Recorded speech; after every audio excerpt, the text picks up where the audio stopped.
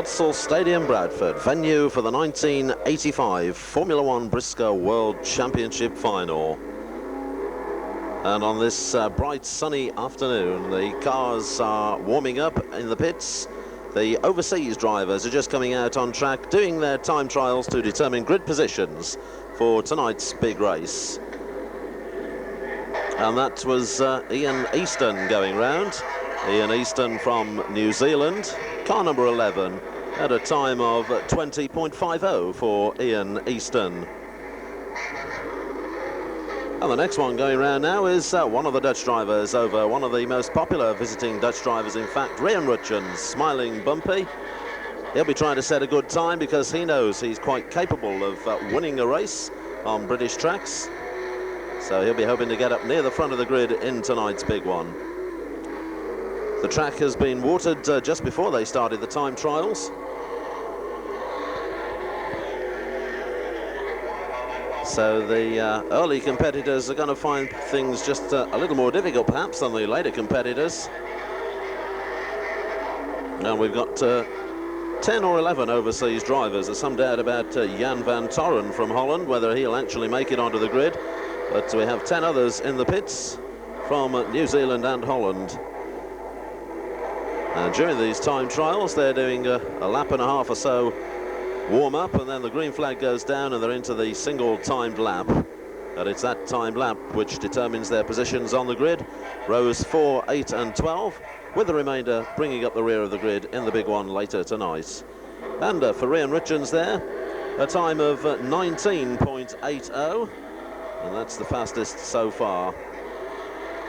On the grid now, Dave Evans from New Zealand. Dave was over here last year for the Formula One World Final. Enjoyed himself immensely, and he's back enjoying himself immensely this year once again. At the wheel of a car provided by the Alwell family, Chris and Graham, no longer racing BriSCA Formula One, but as you can see, that car still looking immaculate and still going pretty well too. Dave Evans throwing around the Oddsall Shale. We watch him through as the green flag goes down, and Dave Evans from New Zealand sets out on his timed lap.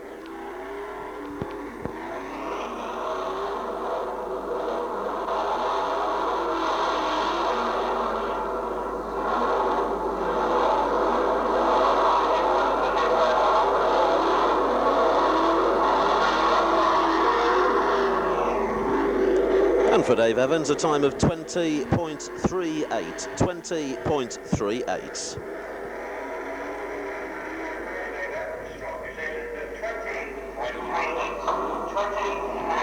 And the next one out on track should be Jan van Kessels from Holland, car number 11, provided for him by the Graham Blundell crew. In fact, Jan not bringing his own car over for this, but he did indicate that he'd like to hire one. That's what he's got. And now Jan van Kessels of Holland, H11 on the side of the car, moving off onto his timed lap.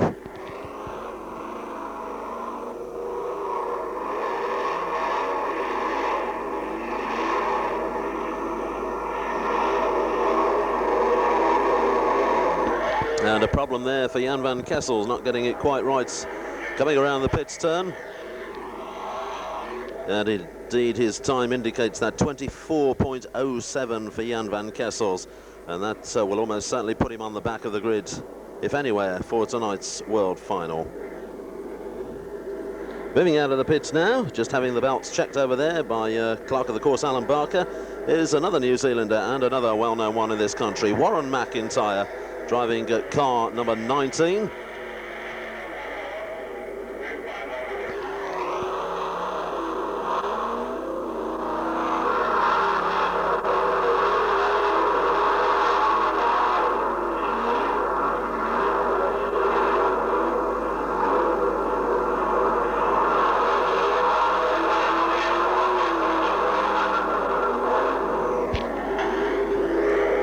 So Warren McIntyre doing his best to set a fast time and get up near the front of the grid.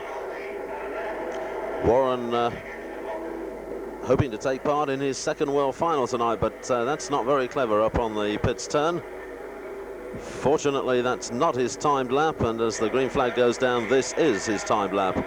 Now he knows not what not to do up there on the pits pen. We'll see if he gets it right this time.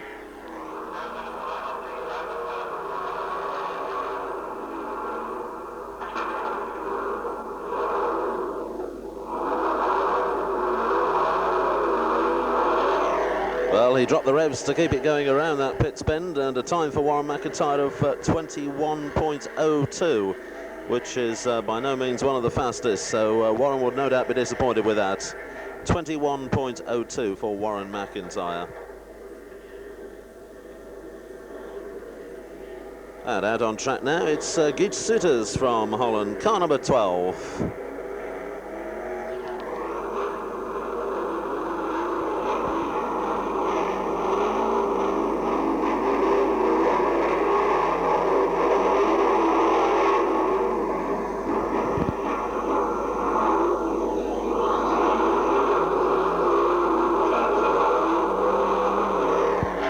And as he comes past our camera up here on the Bradford turn, Geert Soeters over here for his second crack at the BriSCA Formula One World title.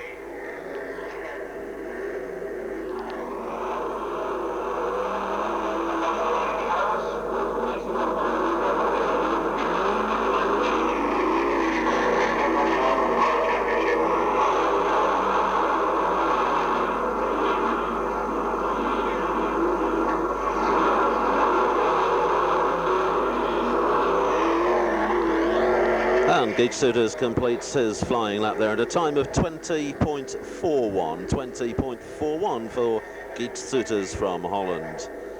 Next one out is a first-time visitor, at least as far as World Championship finals go, and that's Johan de Ronde, also from Holland, car number 5.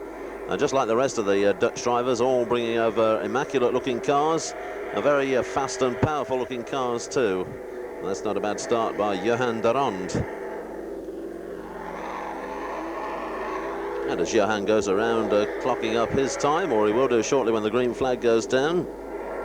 Just a reminder that coming up almost straight after the overseas drivers' time trials, we've got the Stars £500 flying lap event open to world champions past and present.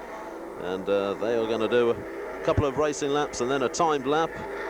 So the flying lap, fastest of the afternoon, is going to clock up £500. But meanwhile, back with the overseas drivers, checkered flag goes down, indicating the end of the time trial for that particular driver. And Johan de Ronde, 20.55. 20.55 for Johan de Ronde. Still with the Dutch drivers, it's number 10, Piet Keizer from Holland coming out now.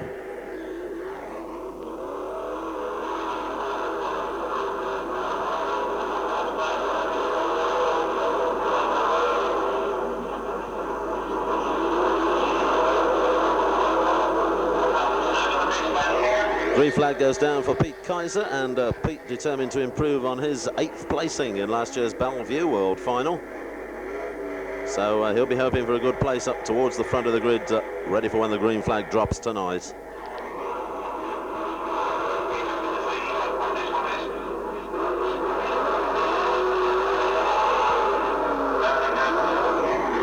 And that's not a bad time for Piet Keizer. In fact, I think it's the best so far, 19.55. 19.55 indeed. It is the best to date. So he's got a place on the front row of the foreign drivers, which is row 4 on the grid tonight. But there are still 2 drivers to go, and they're 2 drivers who don't hang around. The next one out is number 8, possibly the biggest threat of the overseas drivers, Friedhelm Velters from Holland.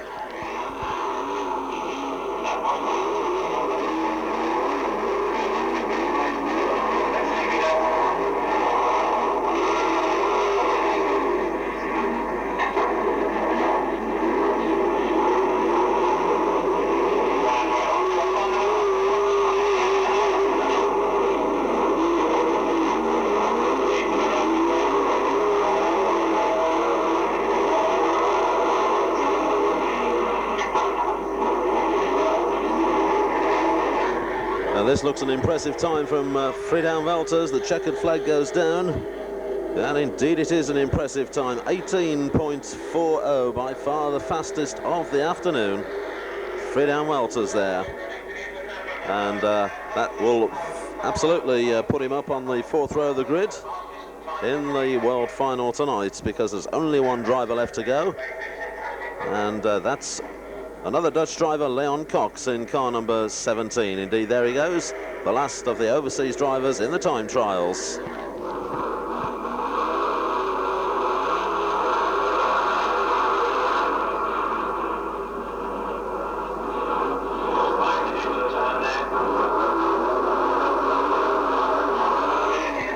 So the green flag down for Leon Cox, trying to beat 18.40 set by Friedan Welters, but indeed if he beats 19.55 then he's assured of a fourth row of the grid start in tonight's big one.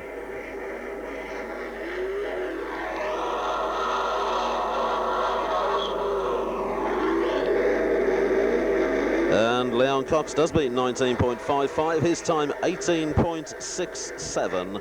18.67, so that's a good time for Leon Cox, and that means that he joins Friedan Welters on row 4 of the grid tonight. The highlights from the others, in fact there were 6 seconds separating the fastest and the slowest, 18.40 down to 24.07, and 6 seconds over one lap is quite a lot. And as we move on to the World Champions £500 flying lap event, it'll be interesting to compare the times that people like Stuart Smith and Frankie Wayman set as compared to Friedan Welters and Leon Cox. Best of the New Zealand drivers, just looking down the list, Warren McIntyre finished 9th, Ian Easton finished 7th, and Dave Evans finished 5th. So that, my calculations, puts Dave Evans down on row 12 on the grid for tonight. But of course, we shall be talking our way through them as they roll out onto the grid for that big one later on in the evening. Coming up next, though, it's the World Champions past and present, doing a flying lap to set a fast time, and the fastest of the lot will scoop £500.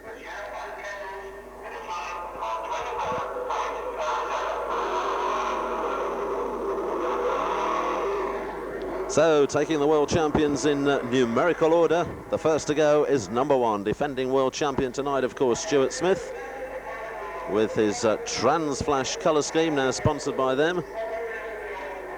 And Stuart's time was 17.10. 17.10, that's 1.3 seconds faster than the fastest of the overseas drivers, but I should point out that the track is drying out now compared to when the overseas drivers were on track, so that might make a spot of difference. Nevertheless, it's former world champion Willie Harrison now at car number 2, having a go at the flying lap and trying to win £500 for himself.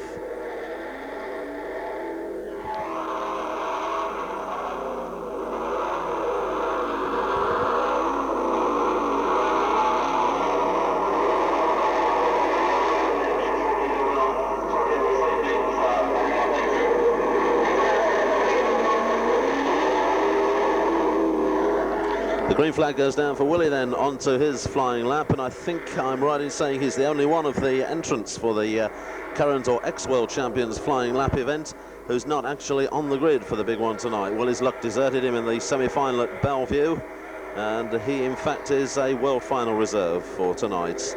The checkered flag goes down, and for Willie Harrison there a time of 17.59. So just around half a second slower than Stuart Smith, and half a second is quite a lot. So that's Willie Harrison's time, 17.59. And next to go, it's, if we're taking them in numerical order still, Friedan Welters, and indeed it is. Friedan Welters, car number 8, having already done 18.40 and already had a bit of practice on the track this afternoon with a practice session very early on in the day, and now his time trials to determine his grid position for tonight, out for his third bout of practice on the track, but this one he's chasing £500 and trying to beat Stuart Smith's time of 17.10.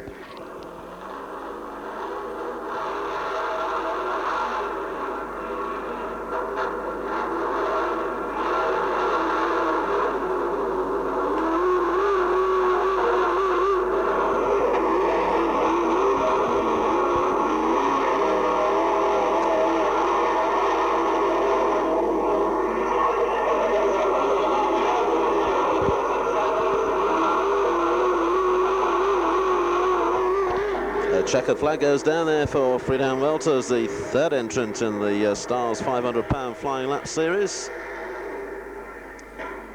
And a time for Friedhelm of 18.02. 18.02 for Friedhelm Welters. And that puts Friedhelm down in third place. Still Stuart Smith, the first one who went, the man to beat, 17.10. Next in line, another of the Dutch drivers, and of course the current world long track champion. That's Smiling Bumpy, Rian Richards.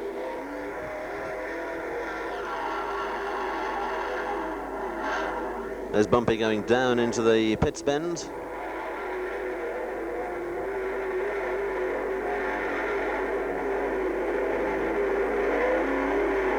Down the back straight where once the home straight grandstand stood at Bradford, but of course the whole place has been very much revamped.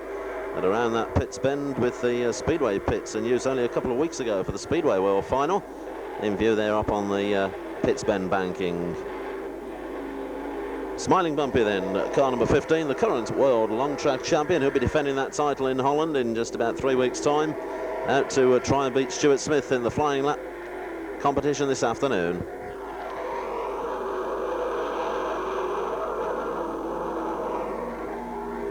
And indeed, Smiling Bumpy beating his own countryman, Friedhelm Welters, but not beating Stuart Smith. 17.71 there for Rian Richards. 17.71, that puts him in third place, just slightly behind Willie Harrison by about 12 hundredths of a second.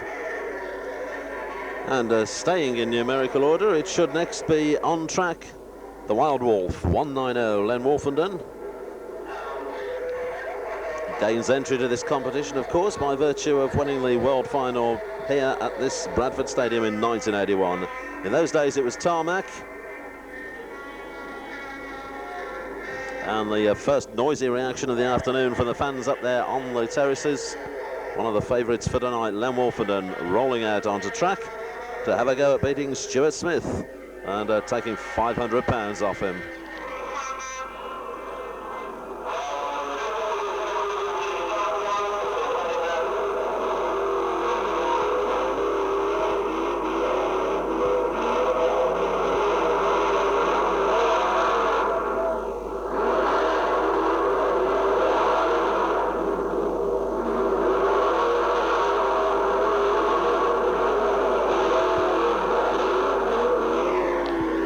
So the Wild Wolf choosing a fairly wide line around the bends. The track is drying out though as the afternoon goes on. He's on his flying lap now. Good line around the pits bend, and the checkered flag goes down. What's the Wild Wolf done? Well, it's the closest yet to Stuart Smith, but he hasn't beaten him. It's 17.24 for Len Wolfenden. 17.24. So still Stuart Smith leads. And Len Wolfenden getting the red flag there from starter Brian Beat, because Len is intent on an extra practice lap or so. He'll incur the wrath of clerk of the course Alan Barker as he goes down past the pit gate.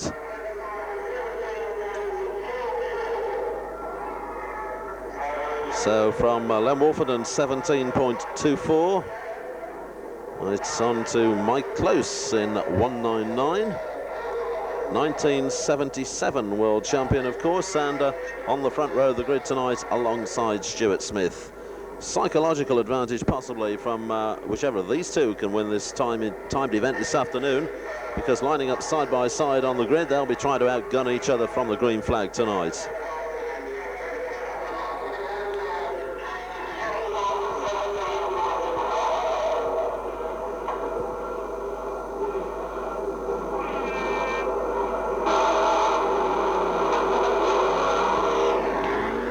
And there is Mike Close making his way around now, attacking Stuart Smith's time, 17.10.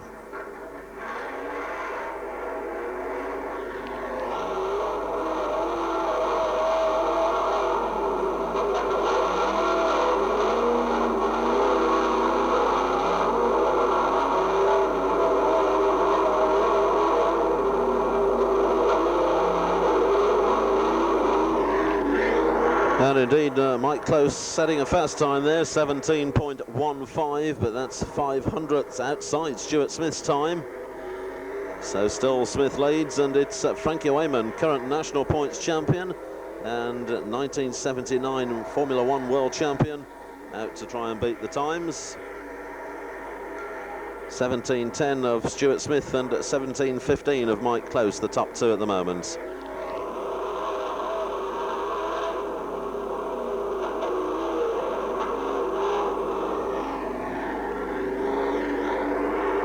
And not a very spectacular lap by Frankie Wayman. 17.81 for Frankie. 17.81 puts him way down the list. I think he's in 6th place at the moment, and certainly not going to trouble Stuart Smith at the top. We're running out of drivers now. We've got just 2 to go, I think. And it's the New Zealand champion coming out now. Dave Evans, driving N1 tonight, the Elwell car. We've already seen Dave out on track. Finished up with the 5th best time of the overseas drivers, 20.38 in the time trials to determine grid positions. He'll be wanting to improve on that in this one.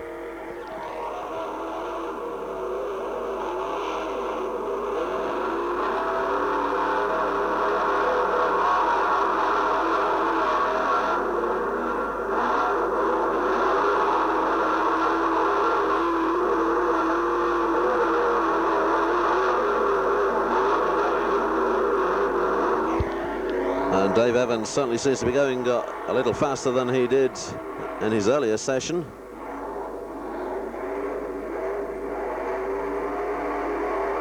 Rather close to the fence on the pits bend, but thundering back into the home straight.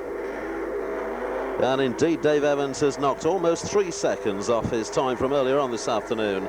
So that certainly proves indeed that the track is drying out as the afternoon goes on. The sun's shining, a glorious afternoon, although perhaps a little bit on the windy side, especially if you're high up there on the Bradford bend terracing. So 17.79 for Dave Evans, and just 1 driver to go. Stuart Smith still in the lead.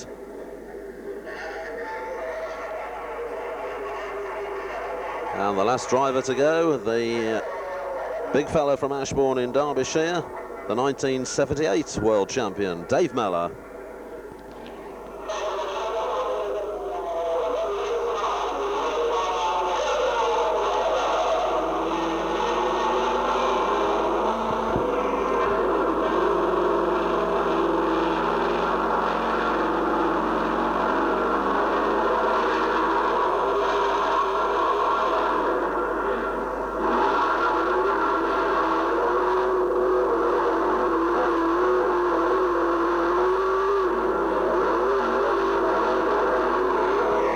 Dave, of course, relies on Ford engine power, unlike most of the top boys who prefer the Chevy, but he can make it go when he really has to, and he'll be making it go in this one with £500 at stake.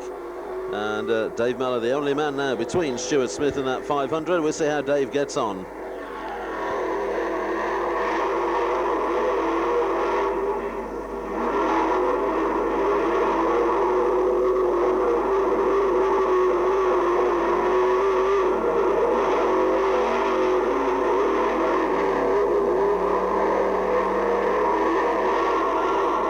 Well, it looked to be a pretty fast lap there, and in fact it was 17.28, but that's not enough to beat Stuart Smith. So 17.28 puts Dave Mellor in 4th place, the winner of the £500 Flying Lap Championship for current and past world champions. Number 1, Stuart Smith, starting the afternoon off in fine style. So Stuart Smith, £500 richer, going from the front row of the grid in the world final tonight, and he'll be looking to make himself £2,000 richer in that one. Congratulations to Stuart. As the afternoon wears on into evening, we move on to the meeting proper, because coming up now, Heat 1 of tonight's World Championship meeting.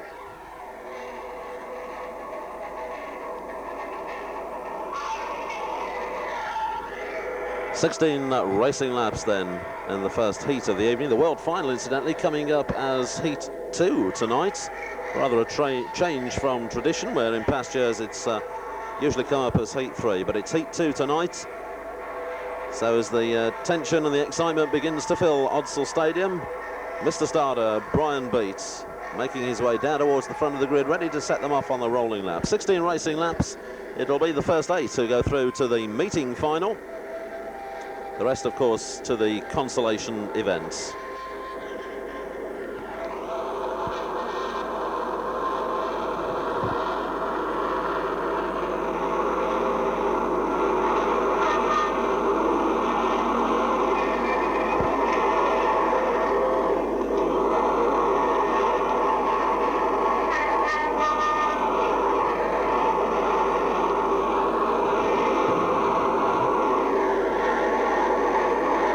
The three-star men in this one, Willie Harrison, Rod Faulding and Rob Pearce down there at the back end of the grid. And up front, 3 whites, Charles Pickering, Jeff Keeling and Mike Haywood. They're looking for the green flag, as indeed everyone else in Odsal Stadium it is, and there goes the green flag. The 1985 World Championship final meeting is underway with Heat 1. And it's Charles Pickering who leads them off in 2-1-4. Charles got quite a reputation up in the north of England for his fence-crunching exploits and also stopping star-grade drivers when they seem on their way to victory. We've lost one of the Blues, just pulled off on the Bradford turn. That could have been John Wright in 1-2-8, but the leaders go through at the end of the first lap. Starter Brian Beats signalling to them as they go through. A bit of a tangle there at the top end of the home straight. But it's Charles Pickering the leader in 2-1-4, Mike Haywood second in 4-2-4. But on the home straight, that's the lead car going through. Charles Pickering. Into the back straight, motoring very nicely. That's second place Mike Haywood there. Jane Bean going well in third place in 3-7-7. The lady driver who's caused quite a sensation early in the season here at Odsal when she won a heat. She'll be looking to try and win this one. She's in third place as they come down the straight this time. The bumper flying in there down on the Bradford turn as Jane Bean tries to increase her position from third to second. Down at the back end, the Starmen working their way through. Rod Faulding and Rob Pearce in unison there going through. But up front it's still Charles Pickering in 2-1-4 who leads. And the bumper work from Jane Bean in 3-7-7 has indeed put her up to second place, dropping Mike Haywood down to third in 4-2-4. Graham Blundell 1-5-6 moving up the places. He's up into the top 4 now. Graham France motoring nicely in 2-1-6. But that's still the race leader, Charles Pickering in 2-1-4.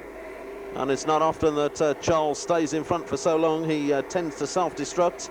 Jane Bean in second there, going wide by the fence. Graham Blundell close behind her in 1-5-6. And then Graham France motoring through there in 2-1-6, trying to put the bumper in on Blundell up on that pit bend.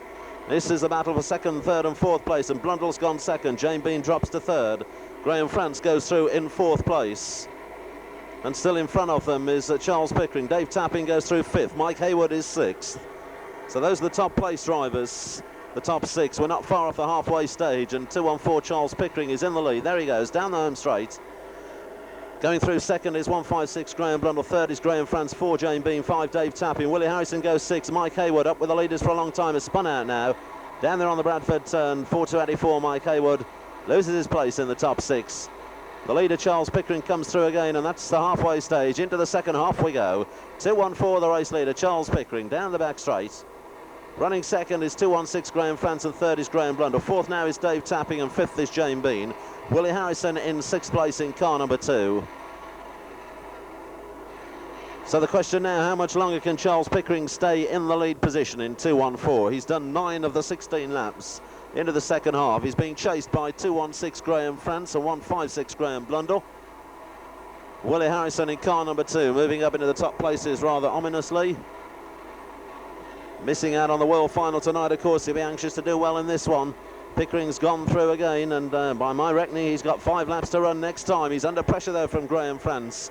The early leader, Mike Haywood, causing problems there for Graham France. Pickering gets away again. France trying to shift a lap down Mike Haywood out of his way. France in 2-1-6 on the inside line, being chased by Graham Blundell, who's third in 1-5-6, but Charles Pickering still the leader.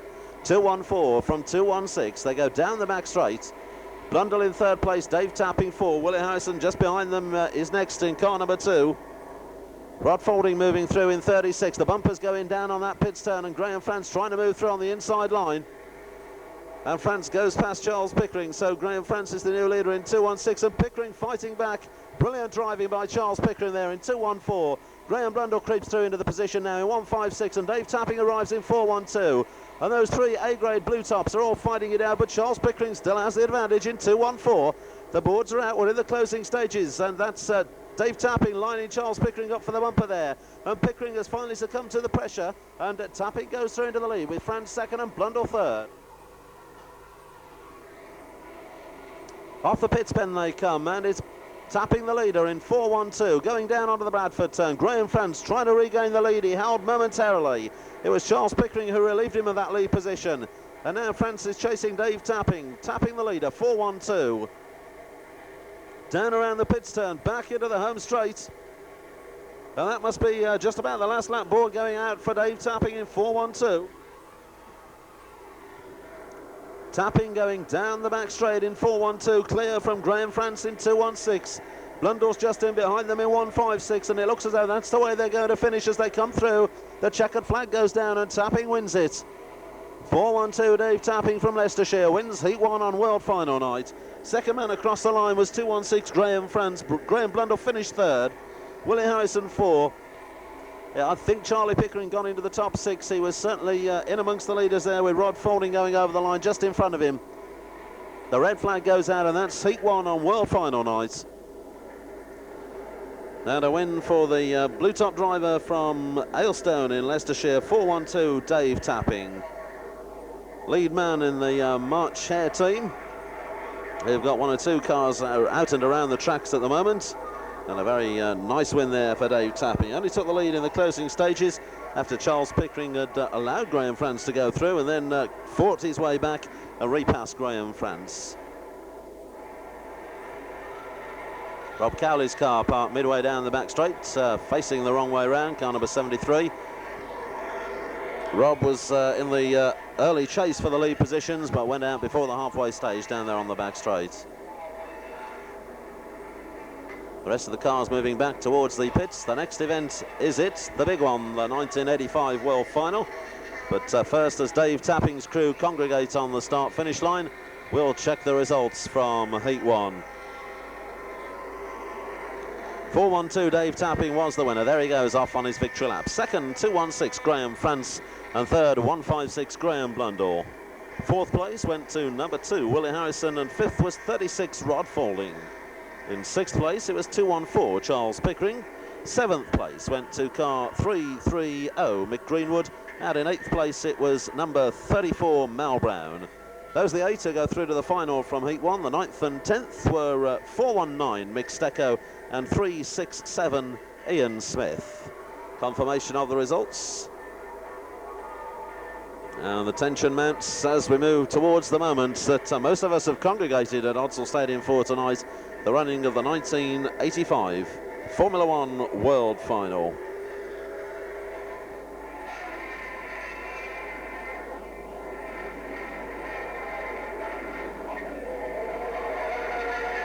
The parade gets underway.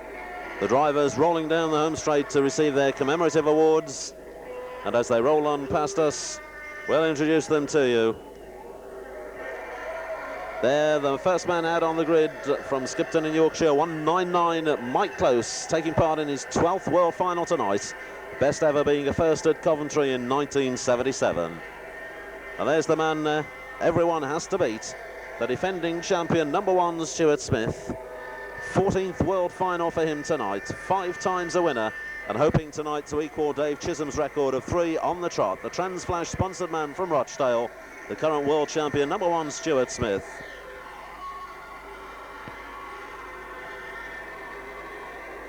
Moving into picture now, a young man who's carrying a lot of people's hopes from Colne in Lancashire.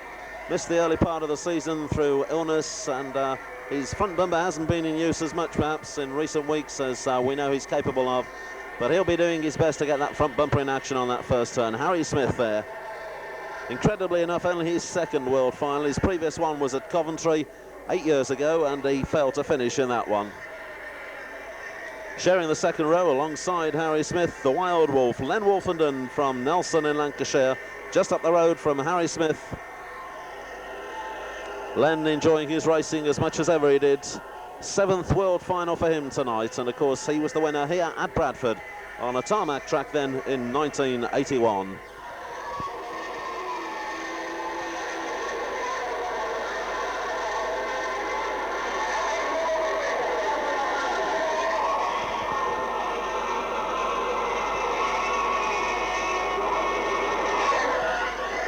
Rolling on down the home straight now, the pride of the Northeast, indeed the man most likely to bring golden glory up to that part of the world since Tony Neal back in the 60s. From Middleton in Teesdale, in Durham, John Tolson. It's a 5th world final for John tonight, and John has yet to be placed anywhere in the top 10 in a world final. Well, with a 3rd row start on the inside grid tonight, John will be hoping to improve on that form, certainly. Sharing that 3rd row of the grid with him from the top end of Derbyshire, Tin Twistle, in fact, it's 260 Dave Beresford. 8 previous world finals for Dave, and his best position was a 5th at Coventry 5 years ago.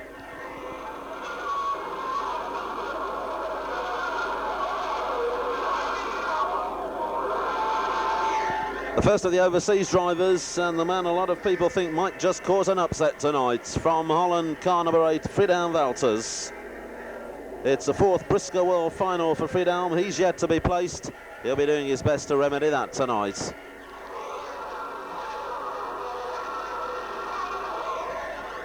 And the other top overseas driver from their time trials, car number 17, also from Holland, Leon Cox.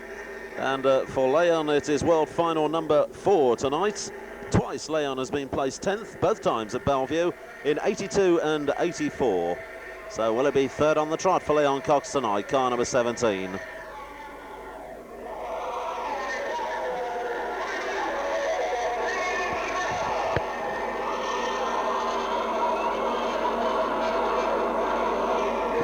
And that's Bert Finnegan leading the 5th row of the grid from Leakin, Staffordshire, car number 55. 5 previous world finals, and a place on the rostrum for Bert in 1979 at White City, Manchester, when Bert filled 3rd place.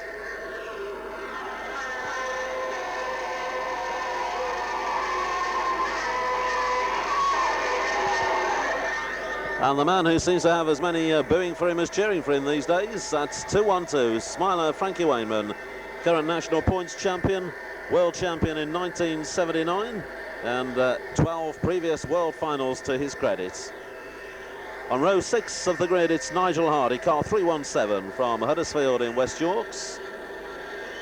Only his 3rd time in the world final, but Nigel took a 5th at Bellevue in 84 and was well up with the lead cars at Coventry in 83. In fact, he even held the lead for a short time in that rather controversial world final at Coventry. Alongside him on the grid tonight is 304 Dave Mellor. Dave from Ashbourne in Derbyshire. An 8th world final for Dave, and of course the champion at Bellevue in 1978.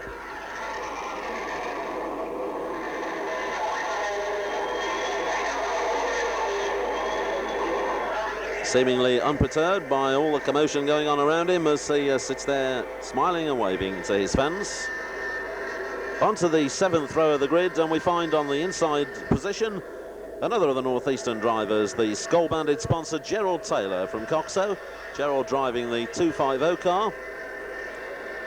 2 previous world finals Gerald has appeared in, and Gerald finished 11th at Bellevue in 82, 3 years ago. That's being his best placing to date.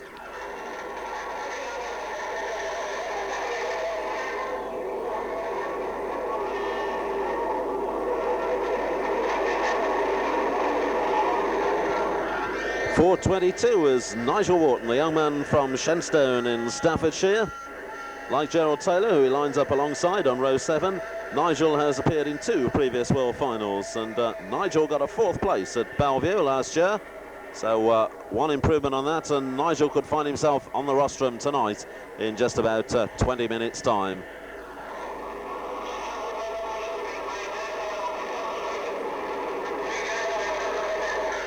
Row 8 on the grid is what we're up to now, and 2 more of the overseas drivers. On the inside grid, it's car number 10, and that's Piet Keizer from Holland.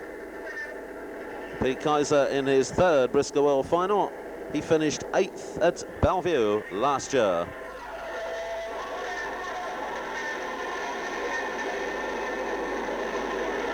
And alongside Pete on the grid, smiling Bumpy there, car number 15, the current world long track champion. Bumpy driving in his 6th BriSCA Formula 1 World Final tonight. He was 6th here at Bradford 4 years ago, the year that Len Wolfenden won, and Bumpy will be out for more glory tonight. On row 9, it's car 85, Ray Tulsley from Blackburn in Lancashire. One-time Formula 2 driver, and one of only 4 drivers, I should say, making his World Final debut tonight. So good luck to Ray on his World Final debut. Alongside him, a man who's been around a lot of years, 155 Brian Tuplin from Nettleham in Lincolnshire. Brian has raced in 3 previous World Finals, but he's yet to be placed.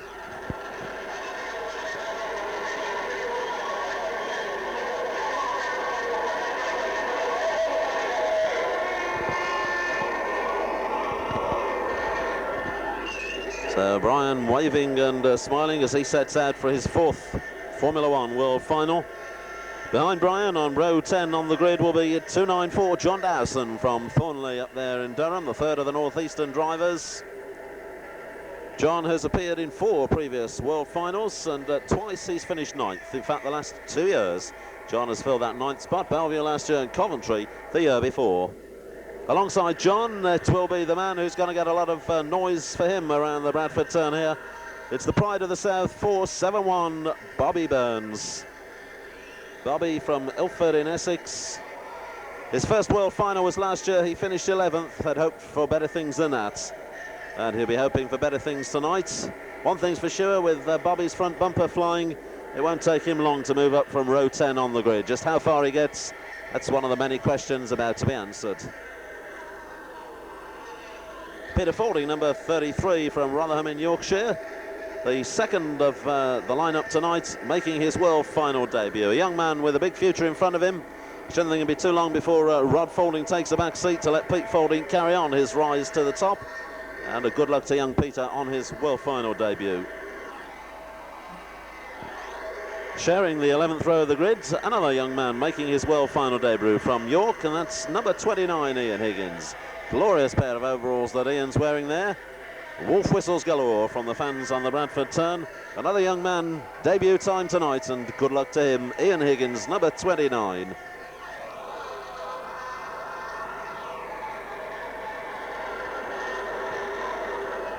Father Dennis having a wave for the camera there, driving the car around. Dennis, of course, one-time northern editor of Stock Car magazine, now finds his time filled by mending axles and wielding the spanners for son Ian.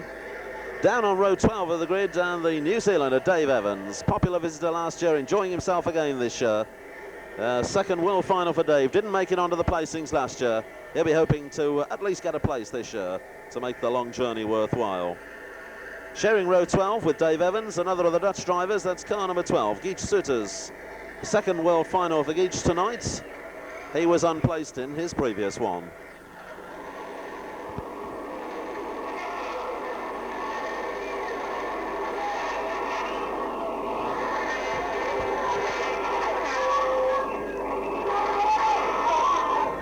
So we're on to the 13th row of the grid now, and the last 2 of the British qualifiers. Number 51 from Aveley in Essex, Mo Smith. Popular driver who puts in a lot of miles each year. 2nd World Final for Mo tonight. He was unplaced at his first attempt. And sharing that 13th row with him, Robbie Craig from Chesterfield in Derbyshire, car number 62. Robbie, popular driver. And Robbie has been trying for 1 or 2 years now to make it through to the World Final. Well, he's done it. He's the 4th of our drivers tonight, making his World Final debut. So good luck to Robbie.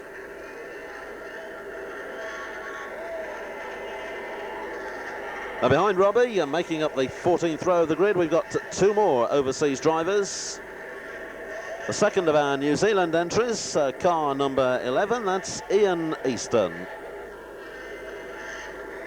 One of 3 overseas drivers making his World Final debut tonight, bringing the full total to 7. That's Ian Easton, car number 11, all the way from the other side of the world, New Zealand. Number 5 is next in line. That's Johan de Rond from Holland. Another of the overseas drivers making his World Final debut tonight. Behind Johan de Ronde, it will be Warren McIntyre, second time in the BriSCA World Final for Warren, unplaced at the first attempt. He's driving car number 19 in this one, and he has row 15 of the grid all to himself, because Jan van Kessels, the other Dutch driver we saw in the time trials earlier on this afternoon, car number 11, has unfortunately blown the clutch on the Graham Blundell car that he was using. So Jan van Kessels, a non-starter, sad for him, all the way from Holland just to stand in the pits and watch.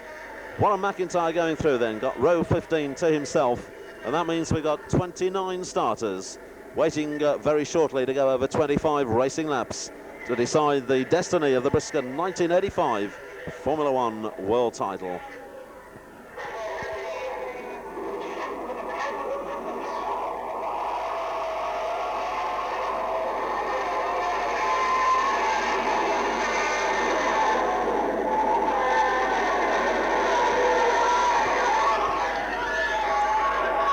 And it didn't sound very silent, but nevertheless the cry went up from Bev Greenhalgh there. Gentlemen, start your engines. The gentlemen do, and we are rolling for the 1985 Formula One World Final. 25 racing laps. The battle of the nerves begins now for those up at the front end of the grid. Those down at the back end will be content to just bide their time and see what happens up front. But for two men in particular, Stuart Smith and Mike Close, it's a battle of the nerves as they move around on the rolling lap.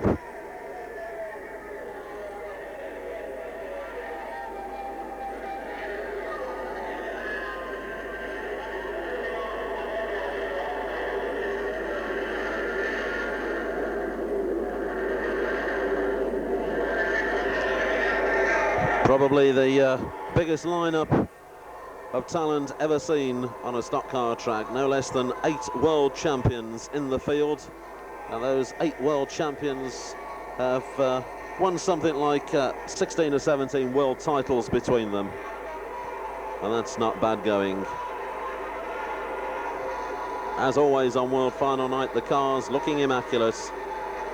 The mechanics who've taken the trouble to repaint, clean, polish, they're back in the pits now, biting their nails and waiting as their man goes around. The starter there, Brian Beat, just moving through the cars up onto his rostrum. This is the second and last of the rolling laps.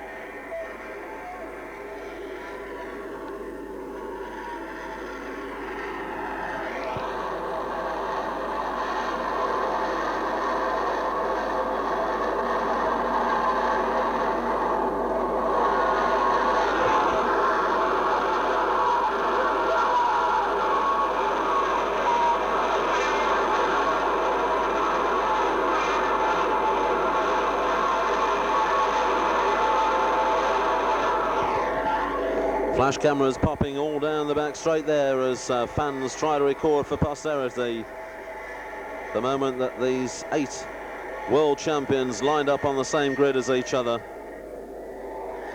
Stuart Smith and Mike Close alongside each other on the front. Behind them, Harry Smith and Len Wolfenden, 2 drivers who we know will get those front bumpers flying on that first turn if they get the chance. Smith and Close will be doing their best to deny them that chance by getting a flyer as soon as the green flag goes down. They're rolling in towards the pits turn. They'll be glancing across towards Mr. Starter any moment now, looking for the signal that will set them off.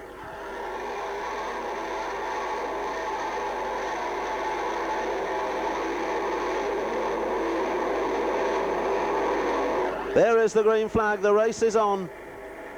Len Wolfenden gets a slow start there. Harry Smith tries to duck in behind, but Stuart Smith's got a flyer. Smith has made a flying start there. Around the Bradford turn he goes. Mike Close tucked in behind. And there's a tangle developing there, and it looks as though we've got problems on the back straight. Stuart Smith, the leader, down on the pits turn. Mike Close staying with him. There's a gap open up behind them. It's Harry Smith next. They come through onto the Bradford turn. Smith, the leader, and there's that problem, and someone's over. We've got one over on the back straight, and we've got 2 or 3 cars out there, in fact 5 or 6 cars out, and it looks as though it's Frankie Wayman who's gone over. 2-1-2, Frankie Wayman over. Leon Cox, number 17, limping down the middle there. He's out of the running. That's Mo Smith, I think, about to be lapped by race leader Stuart Smith. Mo Smith getting the big 1-2 there. Smith in no mood to hang around. Mike Close drops a little ground there, and it is indeed Frankie Wayman's car on its side. The yellows have not come out. The race continues. Frankie out of his car and onto the middle okay. But Stuart Smith the leader and in amongst the back markers thanks to that big tangle on the back straight, which has slowed the rest of the field up and given Smith just the chance he was looking for.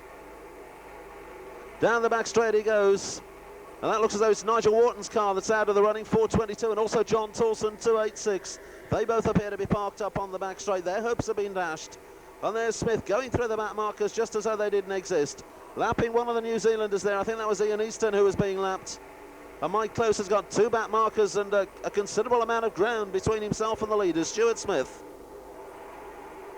There's Close coming off the pit turn. That's Smith just in front of him. The dust causing a bit of a problem now. And as you can see, the dust ranging up onto the Bradford turn and the back straight terraces. Indeed, causing a problem for the fans. Shouldn't be too much of a problem for the drivers, the dust. The way they're flying around, they won't be noticing it, especially that man there, number one, Stuart Smith. He leads the 1985 World Final. That looks like Pete Faulding in number 33, who's just in front of him, and Pete Faulding in danger of being lapped. So Smithy working his way up the grid and lapping those even who have not been out yet.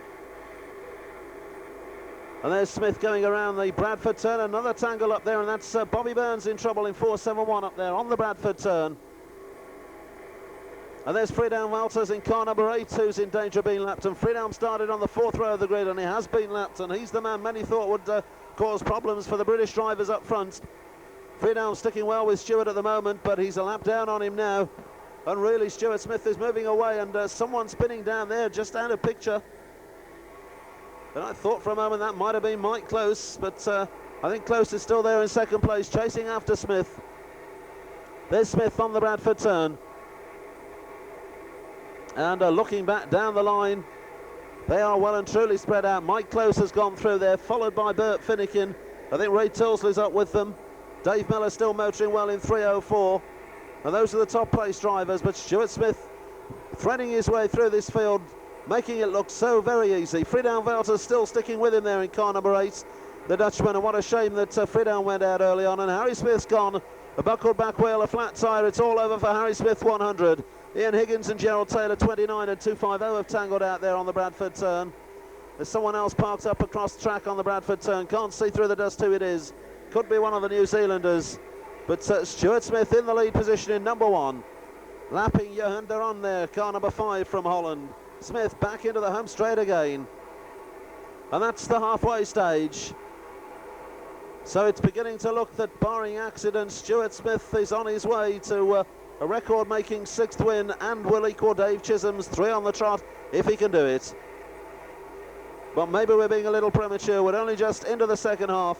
But that lead that Smith has got is really incredible, and Close has gone. 199, Mike Close has gone. He's having problems with Bobby Burns, 471. The two of them circling around the Bradford turn together. So Close drops out of the positions, and Len Wolfenden is in second place in 190. But Smith the leader, number 1. We'll look for Wolfenden coming down the home straight. There he goes. Wolfenden goes through. Bert Finnegan close behind him in 3rd place in 55. Then Ray Tilsley, who's 4th. Dave Miller goes through 5th. And Nigel Hardy there running 6th. And then down amongst the places, Brian Tuplin, Friedhelm Walters, Dave Evans. They could be up amongst the minor places, but Stuart Smith has the lead position all to himself. Car number 1. It is indeed 190 Len Wolfenden, who's in second place, but there's about the length of the straight between them there. In fact, it would appear to be more than that. It's verging on half a lap, the gap between first and second now. Let's see if we can pick them through this time. It's Smith the leader going through there, down onto the Bradford turn. Running second is Len Wolfenden in 190. In 3rd place it's 55 Bert Finnegan. Ray Tilsley's running 4th. Behind him it's Dave Miller, and then Pete Faulding still in the places in 33. Nigel Hardy's going well in 317. Friedhelm Walters looks as though he's in the places. He's having a tussle with Brian Tuplin down the line. But Stuart Smith, number 1, continues to lead.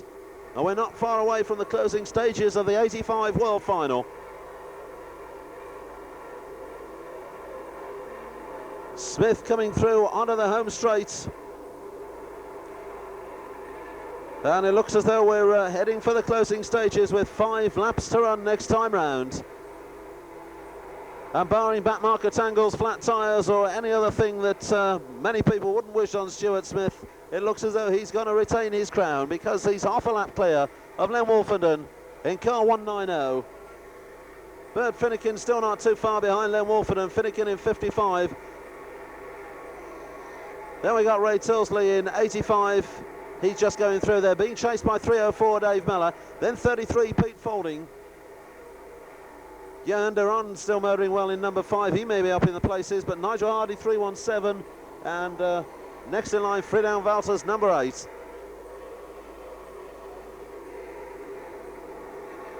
So the lap board's out, and Stuart Smith, a faultless drive so far. Even around those parked cars on the back straight in the early stages when you had to choose your line and hope it was a good one. Stuart, in his usual impeccable fashion, chose the right one. He's through on the home straight once again. Down onto the Bradford turn. And really it looks as though nothing's going to stop Stuart Smith from equalling Dave Chisholm's record of 3 on the trot. Smith down around the pits turn once again. The number 1 car on its way to victory. Battles going on down the line. Hardy and Velters are battling. Dave Mellor's doing his best to catch Ray Tilsley. But up front there's only one that matters. It's number 1, Stuart Smith. And there it is. The checkered flag goes out. And Stuart Smith has retained his world title. He's beaten the biggest lineup of world champions ever seen in one race. He's won it for a record-breaking 6th time. He's won it 3 years on the trot. And there seems nothing that man can't do. Number 1, Stuart Smith wins the world title. Second man home was Len Wolfenden. He'll be disappointed to follow Stuart home again. Bert Finnegan got onto the rostrum with a 3rd. The minor place drivers coming through now, completing their distance. And the celebrations begin. The fans rather excited in the grandstand. Stuart Smith down towards the pits bend somewhere.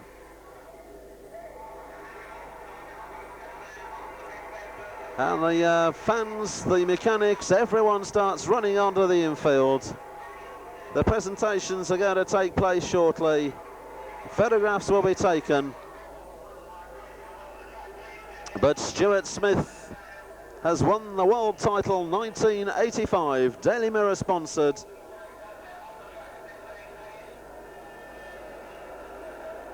And from our vantage point, we're just looking to see if Stuart's out of his car. I think he is out of his car.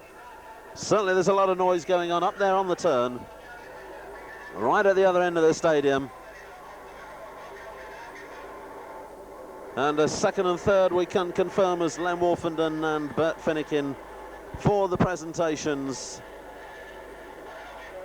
The Challenge Trophy that goes with the World Championship, that will be going back to Rochdale for another 12 months. There is, of course, the replica that Stuart wins and keeps from tonight. There's also a trophy donated, as usual, by our friends from Holland. And there is confirmation of the top 3. Stuart Smith the winner, Len Wolfenden 2nd, Bert Finnegan 3rd. It was Ray Tilsley who just beat Dave Mellor in their battle for 4th place. Best of the overseas finishers, I think, was Friedhelm Walters. But we'll check the full results through shortly.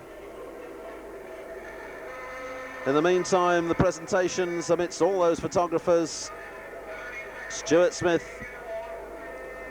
receiving the trophy. I think that's Mr. Peter Hopkinson from the Daily Mirror down there. And there he is, boos and cheers mixed for him. He doesn't mind the boos, he's been receiving them for years. So Stuart Smith up on the top of the rostrum and about to climb up and join him. The man who finished 2nd, not for the first time he's followed Stuart Smith home in a world final, that's Len Wolfenden. And they're just joining them on the rostrum, the man who finished 3rd, Bert Finnegan from Leek in Staffordshire. One of the cars just limping off out of picture there, Bobby Burns 471. He retired after a few laps battle with Mike Close. One of those interesting things that Bobby Burns gets up to from time to time. But down there on the rostrum, the top 3 in the 1985 Daily Mirror sponsored World Final. Stuart Smith, Len Wolfenden and Bert Finnegan. The photographs that will be in your newspapers and your magazines. Now the victory lap gets underway. The top three there on the pace car. And the delighted Stuart Smith crew not far behind them on Stuart's car. Let's check the other results. Ray Tilsley 4th, Dave Mellor 5th, and Peter Fording was 6th in car number 33.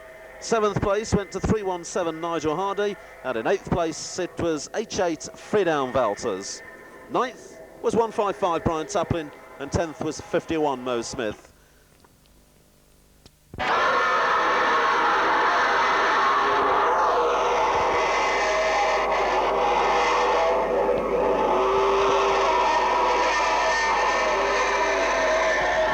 Well, you love him or you hate him, but there he goes, the new world champion, and there's his crew. One or two hangers on, I think, there, but no doubt the crew are there. And you can see young Andrew Smith, who drives a mini stock when he's not mechanicking for Dad. He's on the roof, waving to the crowd, and have perched on the back of the aerofoil. Dave there, the faithful coach driver of the Stuart Smith crew. Dave's teetotal, and no doubt he'll be knocking back his pint of orange juice in celebration later on tonight. Well, of course, Stuart Smith now retires from the meeting with just one exception, and that's right at the end of the night, the £1,000 Who Dares Wins race. Just over 10 laps, open to any cars here tonight, and they will be racing for £1,000. Stuart is eligible to take part in that, as it does not constitute part of the meeting proper. Whether he will or not, we will wait and see. Now let's just check the results through for you. First, number 1, Stuart Smith. Second, 190, Len Wolfenden. And third was 55, Bert Finnegan. Fourth, 85, Ray Tilsley. Fifth, 304, Dave Mellor. And sixth, 33, Peter Fording. Seventh, 317, Nigel Hardy. Eighth, car number 8 from Holland, Friedan Walters. And in ninth place, 155, Brian Taplin. 10th was 51, Mo Smith. Oh, we do have 55 up there. It was in fact 51, Mo Smith, who was 10th. Remaining places, NZ1, Dave Evans was 11th. 12th place went to H15, Rian Rutjens. Then behind him it was the 19 car from New Zealand of Warren McIntyre. And last to finish, Johan de Rond in car number 5 from Holland. And quickly now we move on to Heat 3. We're looking for 8 more cars from this one to go through to the meeting final later on this evening. Another 16-lap event. The track has been watered, so we shouldn't have too many of the dust problems we had in the World Final. 16 laps then, and as you can see, the Blues are just rolling through there, onto the back straight on their rolling lap. 3-star men in this one are John Lund, Mick Noden and Joe Jopling. Down at the front, the Whites, Craig Howarth, Roger Mitchell, Wayne Handley and Phil Haig, if we're according to programme. It looks as though we are.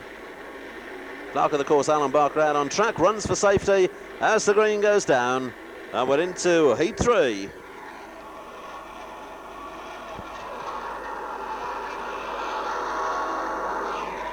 And it's Phil Haig who leads them off in 4.54. Around that Bradford turn they go. Slow start for someone.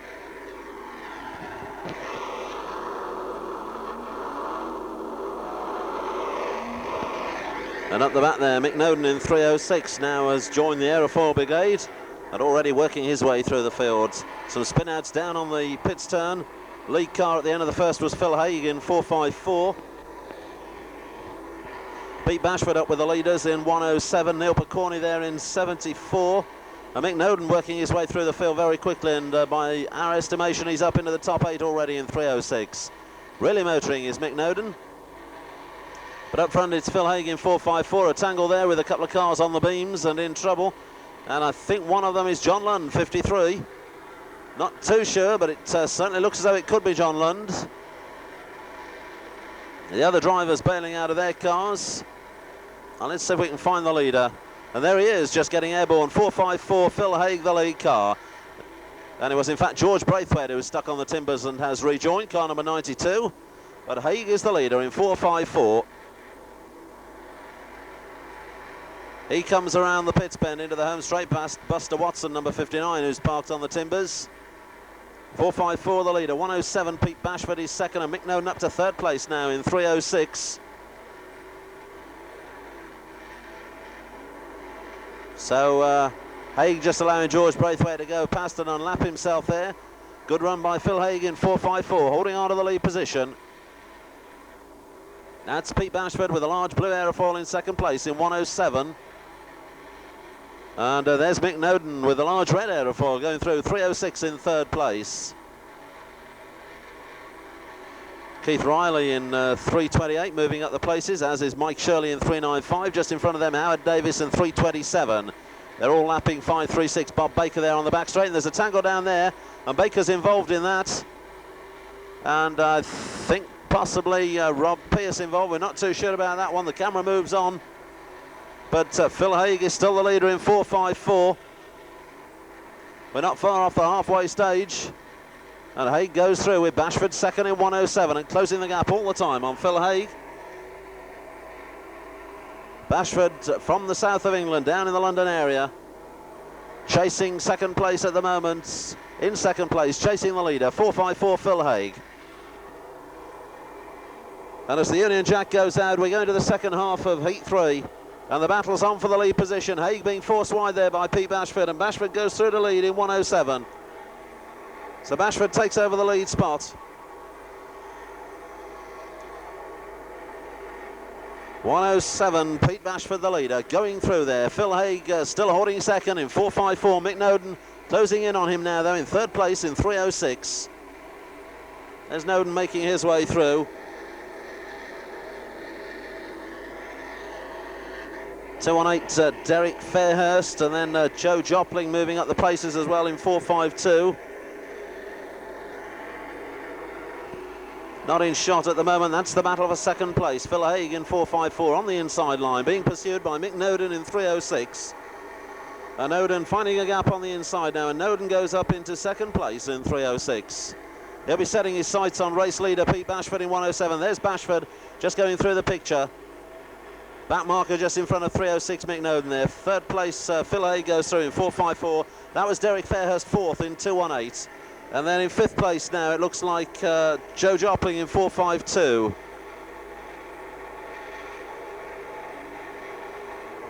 Race leader Pete Bashford, though, in 1:07. Mick Noden second, Phil Haig close behind him, and then Derek Fairhurst in there with them in 2:18. Then it's Joe Jopling in 4.52, then Mike Shirley in 3.95. And there aren't too many left running of the starters in Heat 3. They're parked up around the circuit. We'll see as we go around the circuit this time, following race leader Pete Bashford. Bashford now on the pits turn, past that parking lot, coming back onto the home straight. The boards are out, we're in the closing stages, and it's a good lead that Bashford's got. He's about half a lap clear of Mick Noden in 3:06.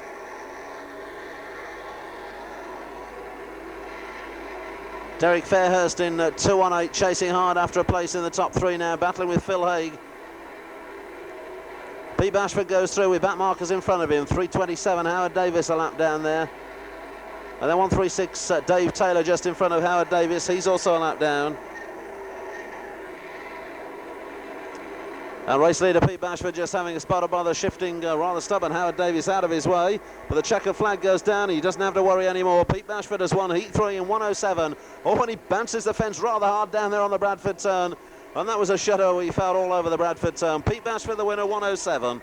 Mick Noden has come home in second place in 3:06. Derek Fairhurst has taken third place off Phil Haig in the closing stages. And those are the top four home. We'll check the others through in due course. The red flag has gone out, and Pete Bashford is the winner of Heat 3. There he goes, off on the victory lap. 1:07, Pete Bashford from Brentwood in Essex.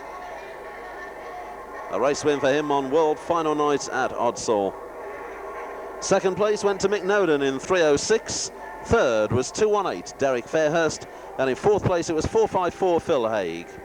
Behind them, in fifth place, it was Joe Jopling in 4.52. Sixth was 3.95, Mike Shirley. Seventh, 23, John Lander. And in eighth place, 92, George Braithwaite. And those are the 8 who go through to the meeting final then from Heat 3. All the non-qualifiers from that one, the World Final itself, and Heat 1 tonight will be out on track. Those that have still got a car running for this one. Coming up now, the Consolation event, 16 laps. And again, it's the first 8 we're looking for. 25 cars on the grid. They're off and rolling. And there should be one or two top names down at the back end of the grid, those who didn't quite get it right in the World Final itself.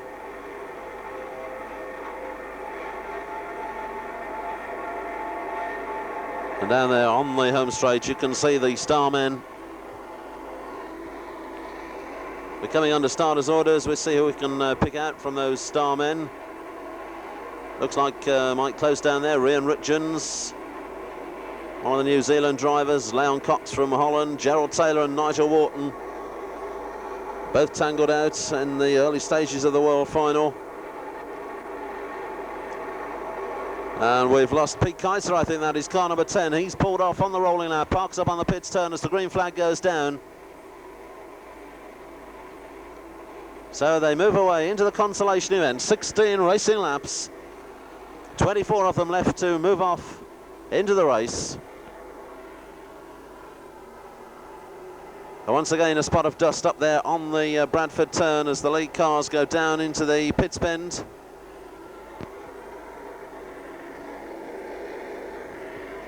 All one problems on the home straight, and that's John Howell, 366 gone. There are another couple spun around further on down the home straight. Rian Richards out with a flat tyre there, smiling Bumpy. He won't be smiling now. Flat tyre puts him out of the running. Car number 15. There's Dave Beresford going through with one of the New Zealand drivers. That's Ian Easton, I think, just behind him. Moving on down the home straight. In fact, it's Warren McIntyre in the number 19 car there, who's challenging up with the lead cars. Frankie Wayman back in the running, minus aerofoil after that rollover in the World Final, 2-1-2. He'll be anxious to make amends for that disappointment earlier on tonight. Dave Beresford just in front of him there in 2-6-0. Up front, it looks as though it's Mick Stecco in 419 who has the lead position. We'll just check around the track and find the lead cars, and there indeed is Mick Stecco, 419 the lead car.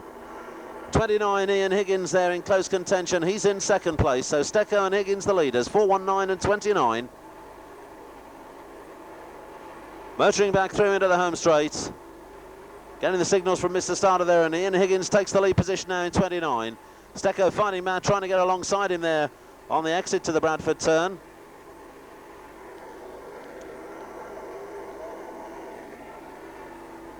And just looking back down the line, that's Mike Close motoring through in 199. Could that be Bobby Burns behind him, because they had a little tussle in the World Final? Indeed it is Bobby Burns, just having another little tussle with Mike Close there. And he's taken Close out. Close has gone, he's over the timbers, and Bobby Burns has done it again. And Mike Close won't want to be reminded of the name Bobby Burns after this World Final night. Twice in the World Final and now the Consolation. Close has been put out by Bobby Burns. There's Warren McIntyre moving through. Close behind him is Gerald Taylor in 250. And they're moving up the places, those drivers. Dave Beresford in 260, a little further in front of them. And up front, it's Ian Higgins in 29, still in the lead position. There he's just gone through. In second place, it's 419 Mick Stecco, disappearing into the dust on the back straight. 175 Rob Pearce is coming through to join them in the lead positions. And then Dave Beresford in 260, and Stecco in a spot of bother there. The 419 Stecco has lost it, and he's caused a tangle on the home straight, and they're going every which way down there. And that's Jane Bean, I think, who's gone around. And that's Ian Smith, 367. Nigel Wharton in trouble in 422. Beresford shooting through in 260. Rob Pearce in 175 has gone second now. So it's Pearce second and Beresford third. They're chasing after Ian Higgins, who's the leader in 29. That home straight tangle has sorted itself out. They've all gone racing again. So we're looking for Ian Higgins, car number 29, who is the race leader. And that's him going through, down into the Bradford turn, in the lead position. Could be that Phil Hemingway's with him in 474, not too sure about that one, but Phil certainly motoring rather well and close behind Higgins on the track. Whether he's there on the charts or not, we'll wait and see. Next in line, it looks like John Wright in 128. And those three blue tops go down the back straight, with Ian Higgins in the lead position in number 29.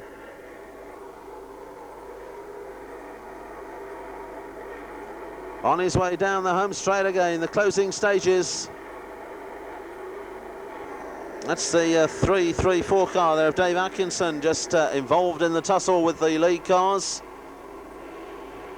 John Wright in 128, leaning hard on someone there. Oh, and he's gone. John Wright's gone. He's lost it. Ian Higgins stays clear in 29. And a couple of cars tangled together, and one of them's Frankie Wayman, and Frankie Wayman's in trouble again in 2-1-2. Oh, and he's spun it completely, and it doesn't look as though Frankie will be making it through to the meeting final. He's parked up middle of the track there. Race leader Ian Higgins goes past him in 29. What a night it's been for Frankie Wayman. Ian Higgins on his last in 29 and looking to win the Consolation on World Final night. Coming around the pits pen now, back into the home straight. And there is the checkered flag, and Ian Higgins wins it in 29. So the Consolation won by Ian Higgins. Rob Pearce has taken second place with Dave Beresford third. And the minor place drivers just coming through now. Frankie Wayman out of the running there. Went out on the home straight. Tangled with the back marker. Might have been Dave Atkinson, not too sure. But certainly Frankie Wayman was involved. And he's out of the running. And there's Bobby Burns just cruising through the top of the picture. He, of course, put Mike Close out of the running, 199. So that's another star driver who won't want to remember Bradford World Final 85. Well, one driver who will is the man who wore the very nice overalls for the parade on the World Final, Ian Higgins. He's won the race. There's Frankie's car, finished up on top of the timbers. And oh dear, it does look a sorry sight. Without the aerofoil, disappointment with a rollover in the World Final, and how hard his son Frankie Jr. had worked on the paint job for that car. He'll be as disappointed as Frankie Sr. Well, the bonnet is raised on the Ian Higgins car. They're just calling it down. And no doubt Ian himself will want calling down after that drive. 16 laps, and he came through to get the checkered flag. Had a battle earlier on in the race with Mick Stecco, but Mick went out in a tangle on the home straight. In fact, the tangle which caused so many cars to spin and lose ground down there round about the halfway stage. So we can start checking the results through, and Ian Higgins somewhere down there waiting to receive his Consolation Winners Trophy. There he goes with that trophy. Second place to 175, Rob Pearson. Third, 260, Dave Beresford. In fourth place, it was 367, Ian Smith. And fifth place went to 250, Gerald Taylor. There's a delighted-looking Ian Higgins cruising through on his victory lap. Sixth place went to NZ19, and that's Warren McIntyre, so he's through to the meeting final. Seventh place went to Dave Atkinson in 334, and eighth was 419 Mick Stecco. It says 219 there, indeed it was 419 Mick Stecco. They go through to the final. Ninth place went to Nigel Wharton in 422, and 10th was Jeff Keeling in 370. So Warren McIntyre has made it through to the final in NZ19. And just having a look, just three overseas drivers have made this race the meeting final. It's 20 laps this time. It's a very full field. Places second to 11th in the World Final eligible to take part, plus the first 8 from heats 1, 3 and the Consolation. So a very interesting lineup then, moving off onto the rolling lap. Consolation winner Ian Higgins just gone through picture there in car number 29. Not far in front of him was Heat 3 winner 107 Pete Bashford. Heat 1 winner 412 Dave Tapping, another A-grader. The Blue Top's having a good night. And of course the Gold Top's not having a bad night either. £500 this afternoon for Stuart Smith and a win in the World Final itself. But back to the meeting final now. 20 racing laps coming up, and they're moving under starters' orders.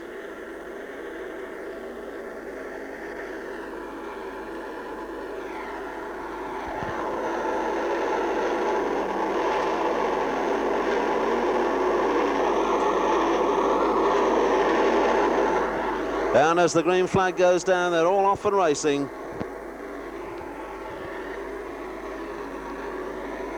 It looks as though they're all safely away. Spot a bother at the back end of the field there for one of the star grade drivers, but they're all away and chasing the prize in tonight's Daily Mirror Grand Final. Phil Haig is the leader in 4.54. Phil went very well in his heat, and he's leading the final in the early stages. That was Geach Souters just clobbering the fence there. Car number 12, the green car from Holland, in a battle with 175 Rob Pierce. Starmen moving through onto the blue top drivers there. Willie Harrison motoring well in number 2. Close behind him is Ray Toulsley in 85. Once again, the dust causing a slight problem around the circuit, and there's a problem on the home straight, and that's 304 Dave Miller who's gone. Miller lost it up on the pit bend. That's the lead car. Phil Haig in 454. Graham France going through a picture there in second place in 216. A tangle on the back straight. Pete Faulding's gone in 33. Heat 1 winner Dave Tapping's gone in 412. Friedan Walters also went out there in H8, but he's rejoined. Those are the leading two. Graham France on the inside in 216. And France has now taken the lead, dropping Phil Haig down to second place in 454. So it's France the leader, 216. Joe Jopling there not far behind him in 452, but I think Joe's a lamp down on the charts.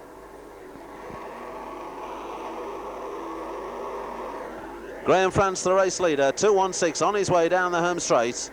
The place drivers going through there. 330, Mick Greenwood in second place. Phil Haig down to about fourth now in 454. Leon Wolford motoring nicely in 190. There's the bumper flying from 55 Bert Finnegan. Dave Miller doing some timber moving up there on the pits bend in 304. Those are the minor place drivers going through. Willie Harrison and Pete Faulding moving up the placings. But still up front, it's Graham France in 216. And there he is, going around the Bradford turn in the lead position. Graham France out into the dust on the back straight. One or two cars parked up around that back straight now. And indeed, the field is beginning to thin out. And Graham France, a driver who's won a couple of finals this season, so he'll be one for the Starmen to catch if they can. It's a useful lead that he's got in 216. Still Mick Greenwood in second place in 330. George Braithwaite moving through to be third in 92. And the Reds not really in contention as yet. Friedan Walters has gone now down on the pits bend. Car number 8 from Holland, he's parked up. There's Greenwood in second place going through in 330. Close behind him it's Braithwaite in 92. So those are the top three with Graham France in front of them in 216. And there's a tangle down on the pits bend. Then the top three are remarkably close together as they come back through, and that's the halfway stage. And on the home straight, it's France in 216 from Greenwood in 330. Another tangle on the Bradford turn there. Third is George Braithwaite in 92. Fourth place, that looked as though it could have been Mike Shirley in 395 who just went through. That's a lap down, Brian Tuplin interfering with the progress of race leader Graham France. Mick Stecco's gone out now down on the pits bend, 419. We're into the second half though, and those are the leaders down on the Bradford turn. Gage Suitors there, car number 12, just looking for a chance to rejoin the action.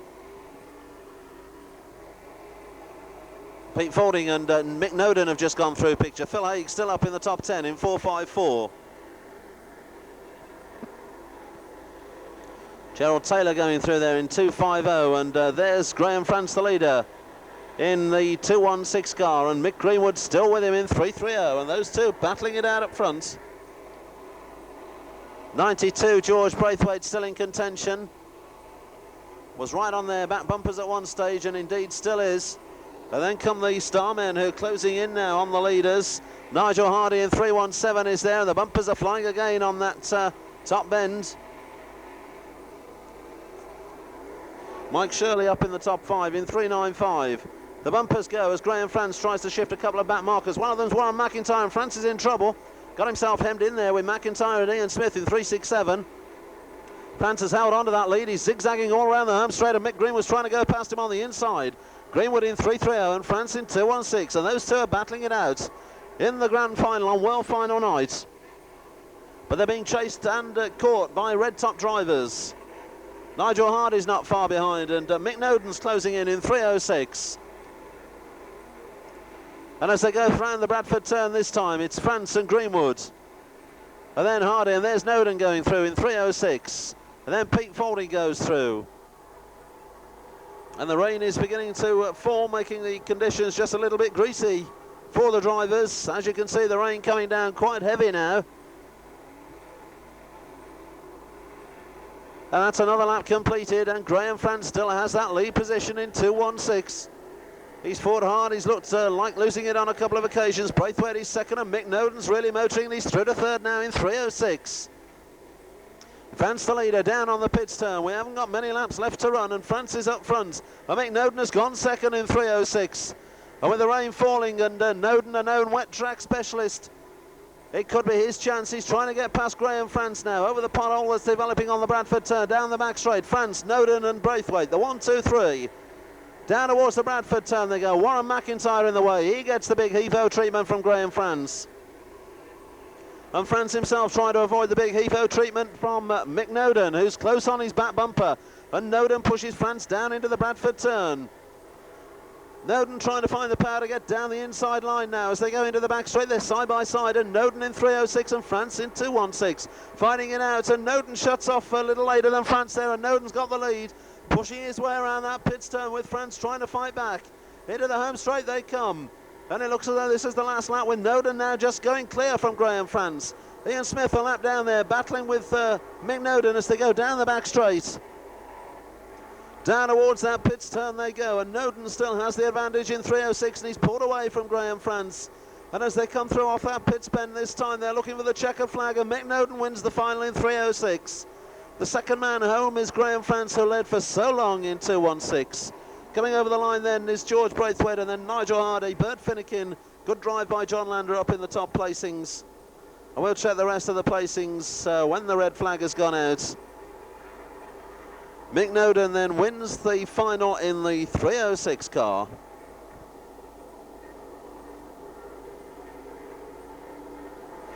And whether it was the rain beginning to fall as that final really got underway, or the new look aerofoil on the roof of Noddy's car, we won't know. But Noddy has won the meeting final. They had a good race there with Graham France in 2:16, leading for much of the way after disposing of the early leader Phil Haig. Phil in fact still running at the end and may even have crept into the placings. But it was Mick Noden who disposed of Graham France then in the closing stages. And all congratulations to Mick Noden. It wasn't so long ago that Mick Noden was earning himself decent grid positions in world finals. Well, tonight he's made do with a meeting final, but on that sort of form, who's to say he won't be back there in the top 3 rows in the 1986 world final.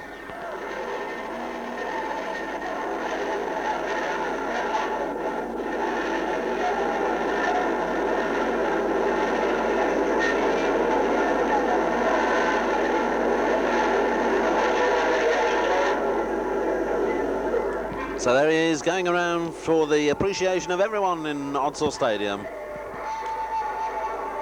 The wind still blowing rather furiously, and it's probably a good job it is, otherwise we'd have quite a downpour, I'm sure. Mick Noden 3:06, the winner of tonight's final. Second place went to 2:16, Graham France. The third was 92, George Braithwaite. In fourth place it was 3:17, Nigel Hardy. And fifth place went to 55, Bert Finnegan. In sixth place it was 23, John Lander. Seventh, 33, Peter Faulding. And in eighth place, 330, Mick Greenwood. Ninth was 175, Rob Pearce. And in 10th place, 454, Phil Haig. So it's Grand National time, and of course one more race still to go after the Grand National tonight. The £1,000 He Who Dares wins. For this, the Grand National Heats, for which they're coming under starters' orders and moving off onto the rolling lap.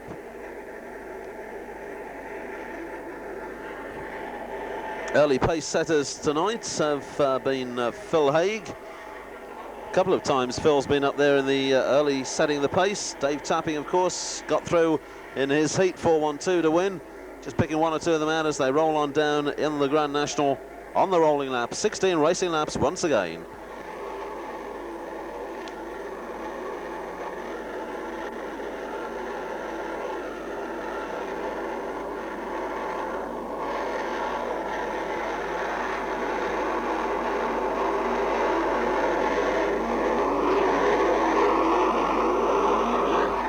Clerk of the course, Alan Barker, runs for safety as the green flag goes down, and the Grand National is underway. And the track is indeed getting wetter and slippier, but it's Jeff Keeling in 370 who leads them off. Oh, and a tangle down there on the pits bench. John Wright's gone, Rian Richards has gone in number 15. What a night Bumpy's had. He's been dropping out of the places early on in all his races tonight. John Wright trying to get off the timbers. Some Starmen also involved in that tangle down there. They're rejoining the action though. There's the race leader going through, Jeff Keeling in 3.70. Pete Bashford and Phil Hemingway are up in the top placings, chasing after him. Johan de Rond of Holland, number 5, also parked up down there on the home straight. And Dave Mellor, 3.04, has gone again. More timber trouble. That looks like Pete Fording going through in number 33. Now we're just looking around for the leader, 107, Pete Bashford, and in fact it looks as though we've got the Wave Jellos out. The Wave Jellos are out. So they've been slowed up.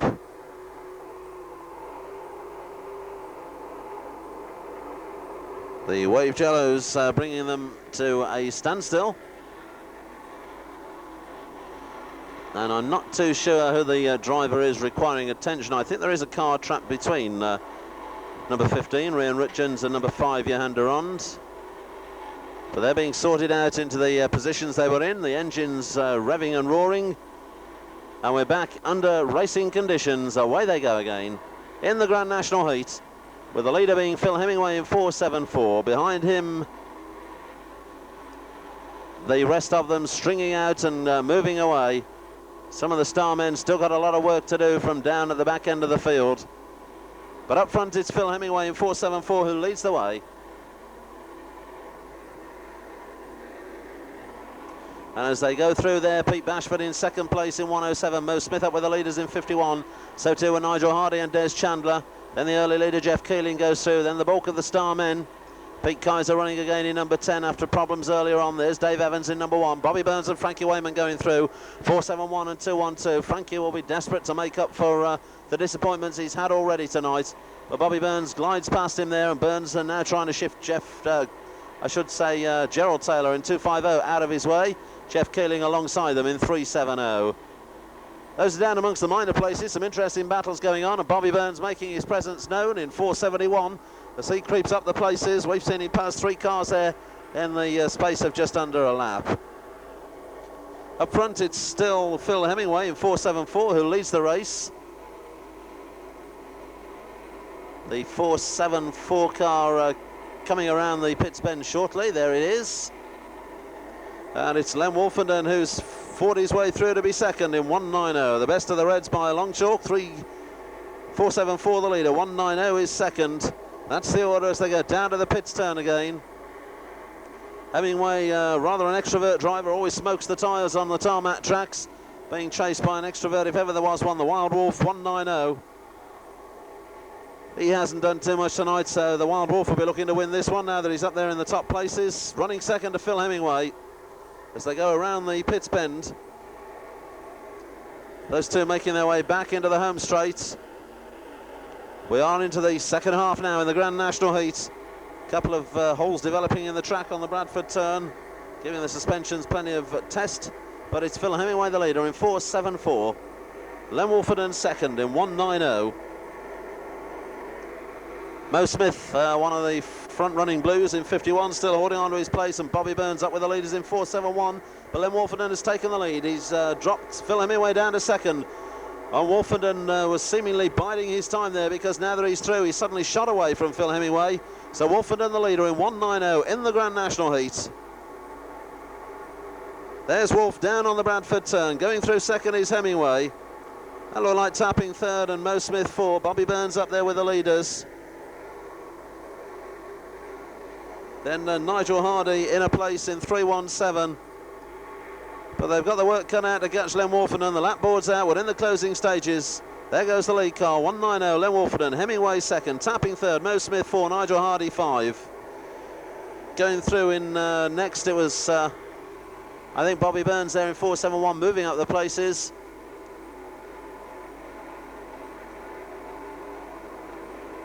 That's the race leader, Len Wolfenden in 1.90. Got the track to himself as he goes off the Bradford turn onto the back straight. In the closing stages, and it's looking unlikely that he'll be caught, barring any incidents. Wolfenden comes off the Bradford bend down the home straight. Around that turn again.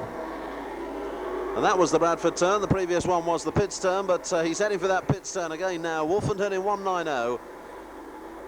Hemingway there under pressure in second place in 51 from Dave Tapping in 412, who's under pressure himself from 51 Mo Smith.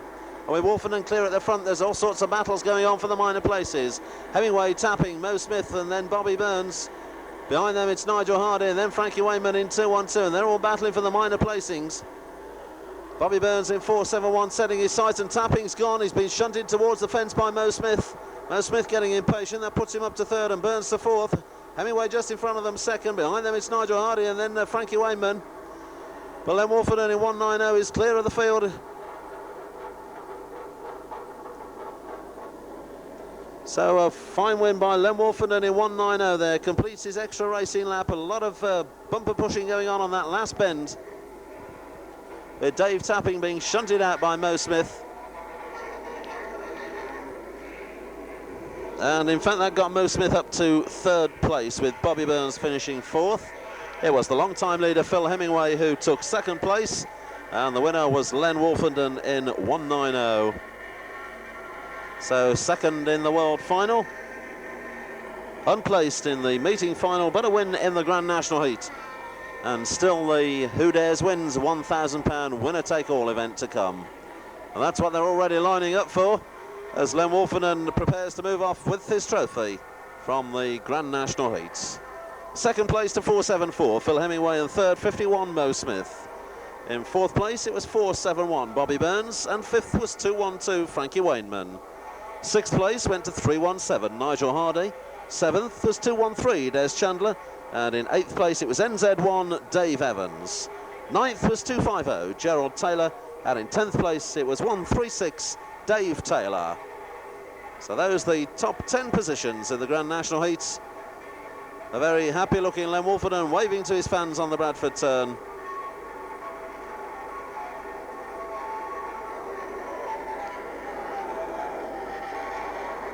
And another break with tradition tonight, because the new world champion making an appearance on the track on the night of his success. That is not something that's happened a great deal. In fact, I can't ever remember seeing it happen before. But this race coming up next, not part of the official programme, so Stuart Smith is entitled to have a crack at the £1,000. Billed stock car racing's fastest, toughest, richest, most exciting race ever. Typical Stuart Bamforth promotion there. £1,000 going to the winner. And they're lining up in grade order with just 10 racing laps to go. Been some cracking races at Bradford this year for the He Who Dares Wins title. And I'm sure on World Final Night it's going to be even more special.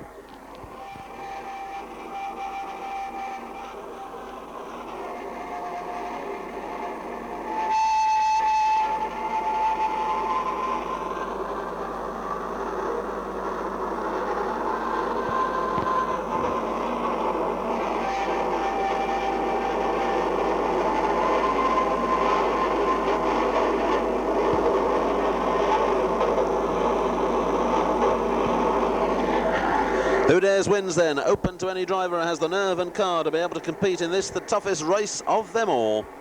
As you can see, they are rolling 10 racing laps. Said to favour the low graders, but Mike Close disproved that theory earlier on in the season. Graham Francis, another one in 216, who's a previous winner. Neil Picorni, number 74, he's a winner of the Who Dares Wins. Charles Pickering up the front of the grid there in 214, came very close to winning one not so long ago. Jane Bean gave a good account of herself in one earlier in the season as well. So although the low graders are possibly favoured by the 10 racing lap distance, the star men have got front bumpers, and I'm sure that rather than pursue sit and wait tactics, if they make their way forward from the green flag, they'd be fairly close when the checkered fell.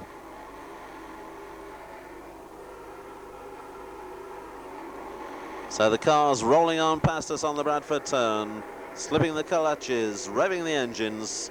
The last race on World Final Night 85. It's about to get underway.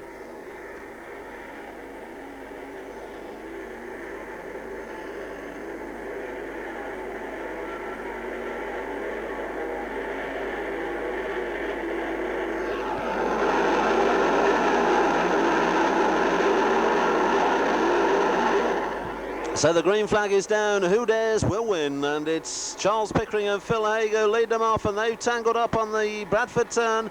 Jeff Keeling's gone to the fence, and it's Mick Stecker who leads them in 4.19, and Stecker in trouble on the back straight.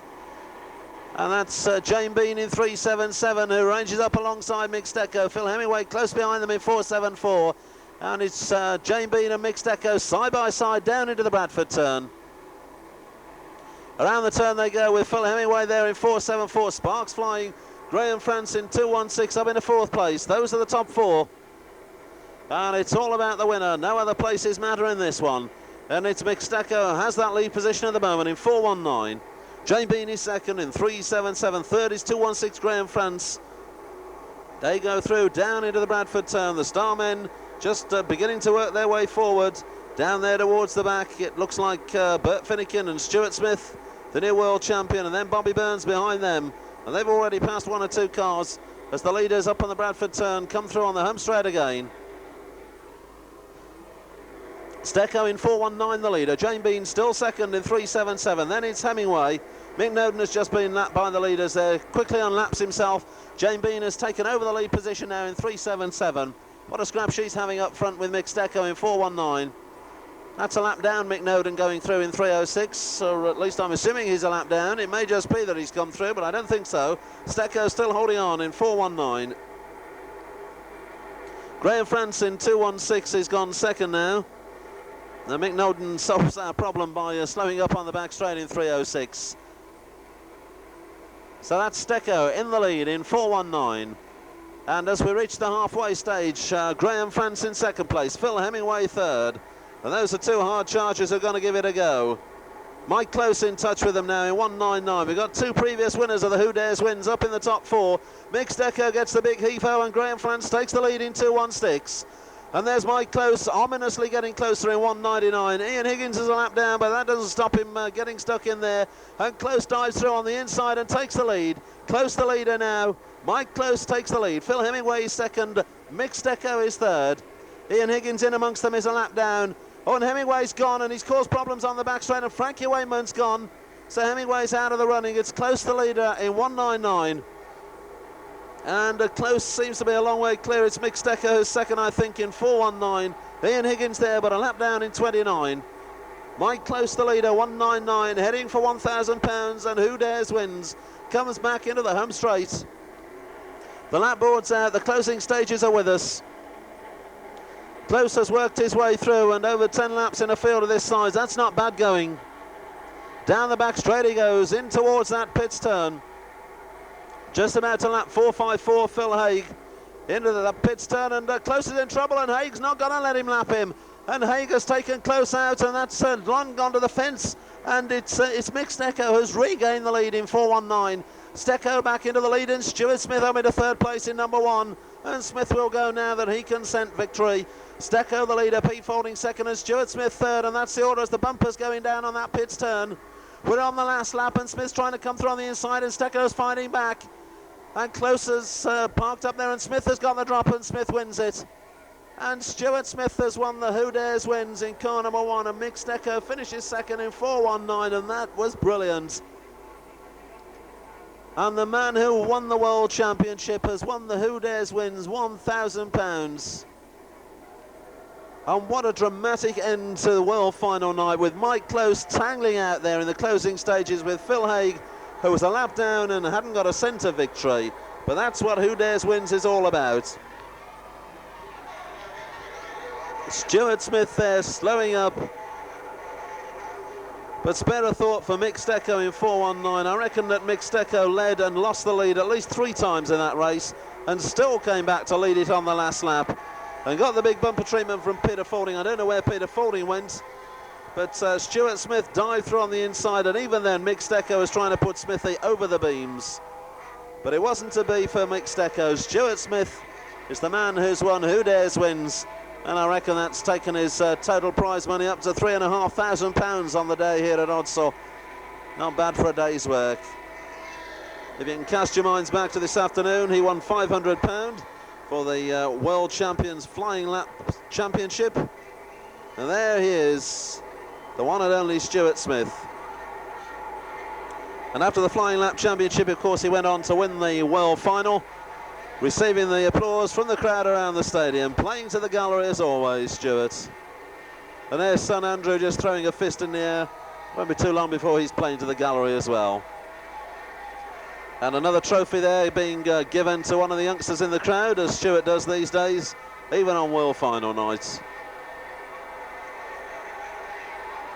So what a superb performance by the Transflash sponsored #1 Stuart Smith. Superb race to end the evening on, the Who Dares Wins race. And I suppose in many ways it's fitting that Stuart Smith should win it. It's definitely been his day.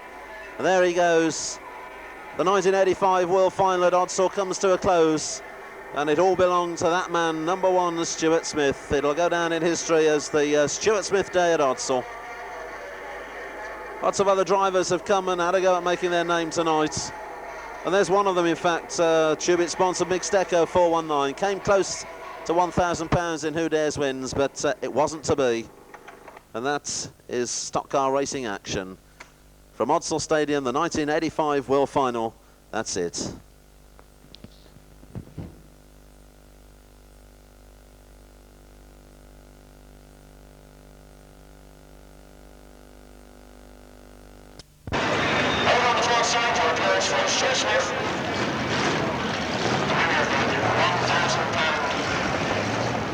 Fastest most grueling race has been regular part